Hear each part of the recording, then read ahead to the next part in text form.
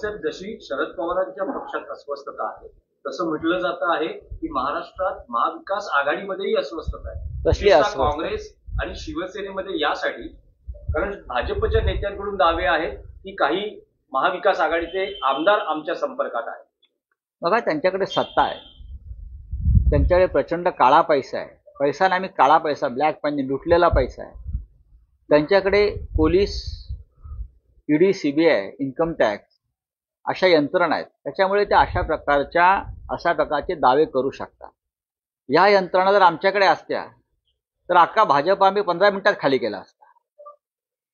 काय, ह्या यंत्रणा जर आमच्या हातामध्ये असत्या ना, तर इतकंच कशाला, बॅलेट पेपरवर निवडणुका घेऊन दाखवा, निकालाची मतमोजणी सुरू होताच अर्धे भाजपवाले देश सोडून पळून गेलेले असतील, मोठे मोठे नेते. तर या गोष्टी आम्हाला सांगू नका. माझ्यासारखा माणूस आहे ना, कोणाच्या बापाला घाबरत नाही. आम्ही सगळं भोगून पक्षामध्ये तुरुंगवास भोगले, मारामाऱ्या केल्या, सगळं रक्त सांडलंय, रक्त पाहिलंय. आता आम्ही सभ्य झालेलो आहोत. जोपर्यंत सभ्य आहोत तोपर्यंत आम्ही सभ्यतेनं राहू.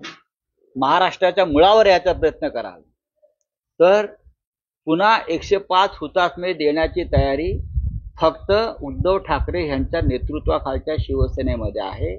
आणि त्या 105 हुतात्म्यातला पहिला हुतात्मा संजय राऊत असेल.